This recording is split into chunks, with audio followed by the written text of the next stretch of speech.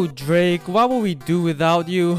Oh man, Drake and his side piece Party Next Door just dropped their long-awaited, I guess. I don't know how long people have been waiting for this, because to be honest, I was never checking for it. But he has dropped his anticipated collab album called Some Sexy Songs for You, and it is, as the title suggests, it's a bunch of R&B songs meant for you to fuck to. And you know, despite how hard he tries to sound romantic and heartfelt on this album, it falls so flat, because whoever is writing his songs here, they do not know how to write emotion into his lyrics. They cannot write emotion into his delivery. It's actually like impossible for you to feel emotional connection to anything he says on the song. He sounds like he's falling asleep on every single song. And you know, all the Drake fans are gonna be on my ass now. They're gonna be like, no, you're biased, this is good, there's so many R&B bangers, you just don't like R&B. You're just a K-bot, man. This K-bots always want to hate on my goat Drake.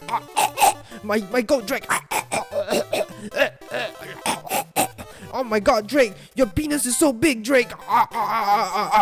You hear that? That's what you fucking sound like. So shut the fuck up, okay? If you're a Drake fan, get the fuck out, alright? Just to make things clear, I'm not a Drake hater, okay?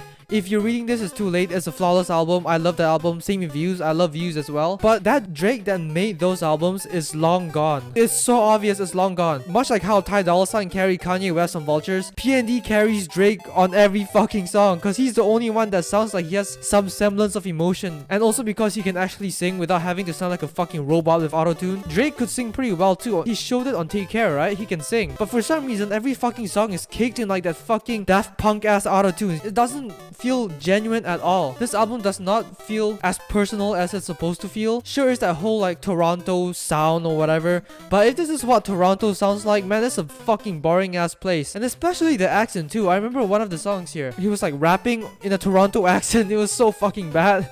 I hate the Toronto accent with a passion. I hate it so much. It sounds so fucking retarded.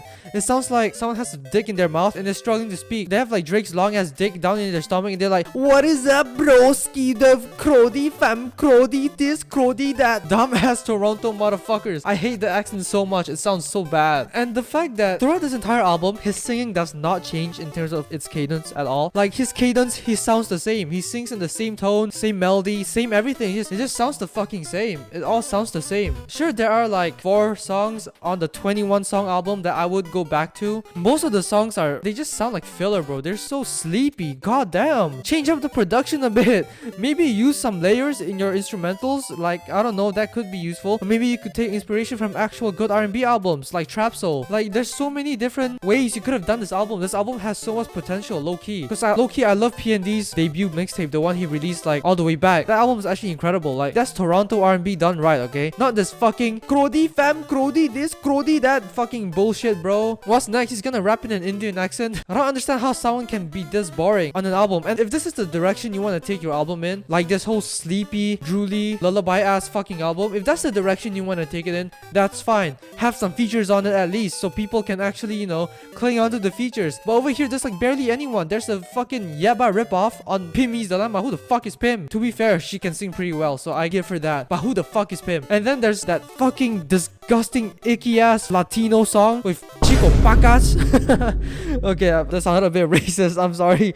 I swear I didn't mean it to sound racist. But that fucking song, it's that Drake trying to force an accent type of situation, and it sounds so fucking bad. I couldn't take it seriously. I just kept laughing my ass off. But you know, hey, at least that kept me awake, because literally the song before that, Lasers, is the most boring song I've heard in my life. It does not change at all throughout the entire song. It's the most boring ass song. But yeah, it's pretty jarring how Drake can take a loss as big as the Kendrick beef, and then he still sounds like he's too complacent in his life. Like, bro, you just got your ass beat in public. You just got humiliated. The least you could do is put out something good, man. Like, Drake fans, I'm sorry, your GOAT is washed and has been washed for a few years now. I don't know why the fuck you're still dick riding him, okay, Mr. Aiden Ross. You know, still, at the end of the day, at least Kai Cenat gave it an 8 out of 10. So, you know, at least there's that. At least he's being a good boyfriend. But yeah, either way, there's not much on this album. It's just a block of ambient music. It's literally like a 21 song block of ambient music front to back with a fucking Latino song in the middle. Man, it's just